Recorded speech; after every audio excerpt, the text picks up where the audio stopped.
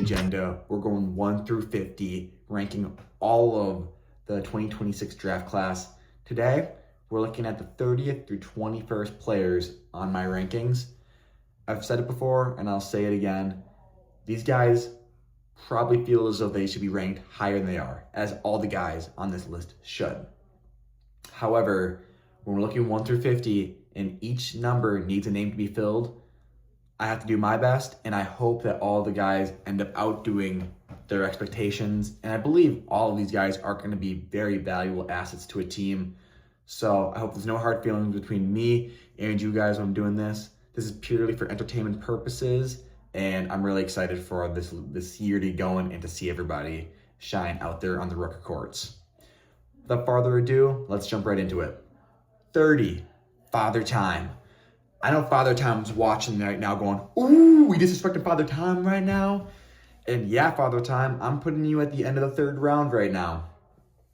The most glaring reason is his age. Father Time is another year older. It's been another year on the knees, another year on the joints. His kids, he's the only player in the league who has kids, another added stressor that we need to be thinking about. It's just, as we keep on getting younger talent in the league and the younger talent stays and gets better year in and year out, Father Time's the only guy kind of still holding on to his grown man playing abilities. Do I think Father Time is going to be an absolute key piece to a team come playoffs? Yes, because he's going to give you that intensity, that hustle. Hustle is free. Just that absolute want to win. And he does have that championship experience and that championship pedigree. So I do believe Father Time is going to be a very valuable piece to a team. However, I don't know if he's going to be able to give you the same minutes that he's been able to give for the last 5 years. 29, Atlee Hirschberger. Big A is a dude I played with last year. He is a guy that's always in the running for MIP, believe it or not. How much can that guy improve? It's a good question. And Big A is a really solid offensive player. He can knock down the three ball. He can get inside and he can score, lock down defense, and he's a big trash talker. I believe Big A, skill-wise, is not going to be a top third round to a bottom second round pick. However, teams that can get him at the end of the third, early fourth, are going to have a really reliable third, fourth, 3-4 guy on their team in Big A. And I can't say enough good things about the man. He had a really nice season last year for the Hunters, and we should have done more with it. 28, Ryan Holman. In a year that big men are going to be at a premium, Ryan Holman's a guy that you could see going in the second round. Full stop. I put a lot of guards ahead of him just because it's such a guard-heavy league.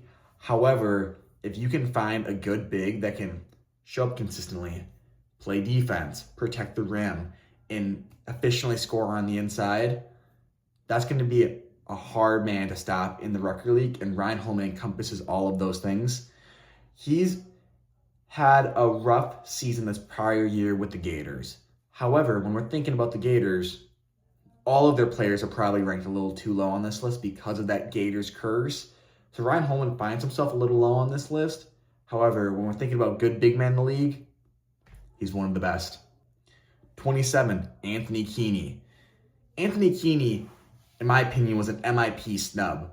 Even though his stats didn't jump off the page at you, everybody who was at the Rucker could see the value he added to the Black Panthers last year.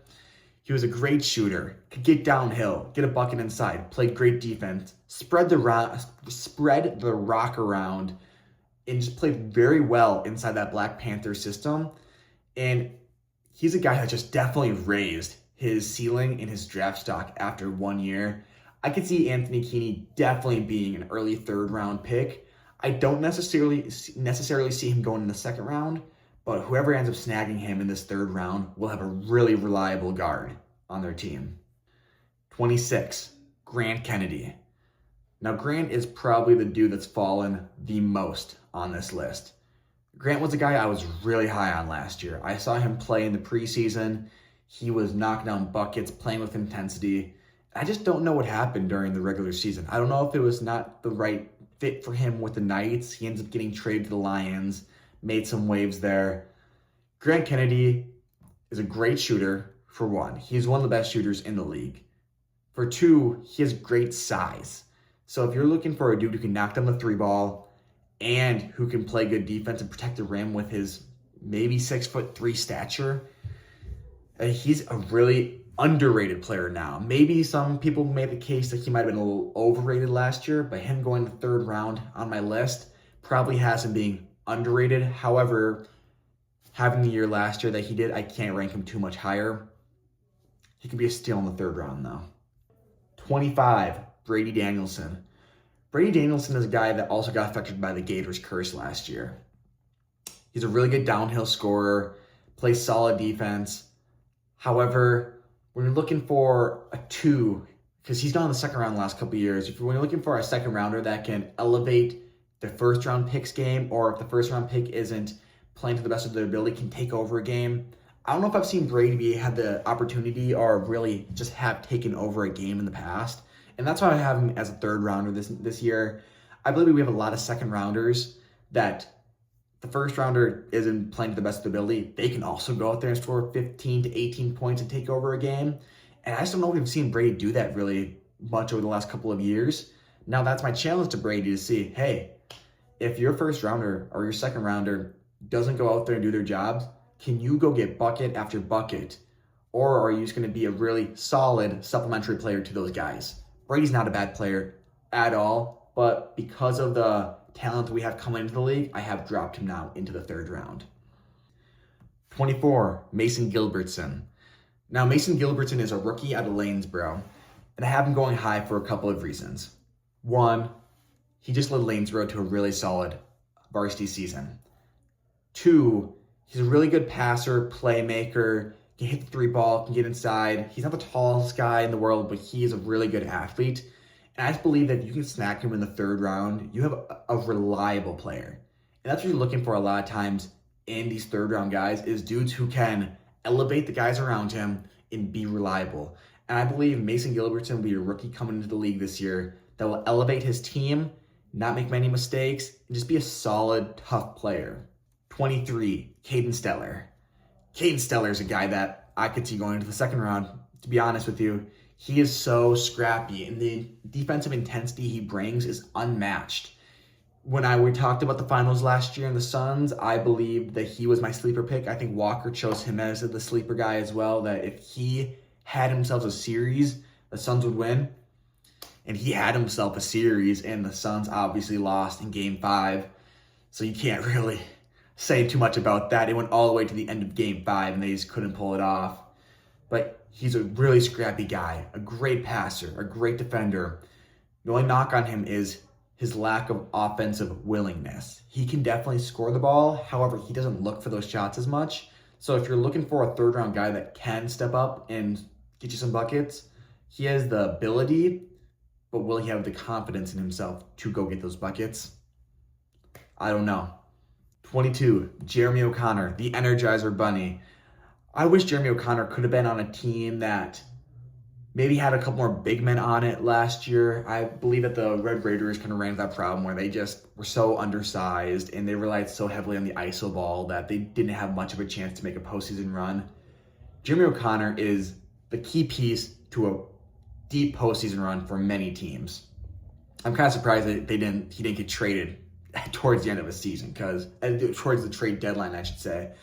Because, man, that dude knows that hustle is free. He was 4th man of the year with the Polars during their championship season. He was a big part of that finals run. A great defender. He can just move his feet with the best of them. And while his offensive game isn't the greatest out of all guys, he just gives you so many opportunities, whether it's creating turnovers, tracking down loose balls, going and getting offensive rebounds. He's just such an overlooked and underrated player in this league. And if I was trying to go after a dude that could help raise the ceiling of a team, Jeremy O'Connor is definitely the guy I want to go after. 21, Adrian Rindles. Adrian Rindles is a guy that's moved well up this list as I've seen him play. I was able to play in some runs this past week over at the Rucker, and I was really surprised by Adrian Rindles. I have here my notes. I just say Jace Keeney archetype. Now, that's a big name to compare a guy to, and I don't believe Adrian Rindles is Jace Keeney. However, when we think of how Jace played, what was Jace's biggest attributes? Well, his size, obviously, his athletic ability, and Jace could just get by you, get to the rim. If he missed a shot at the rim, his second jump was so elite that he could go back over you, grab the rebound, and put it back up.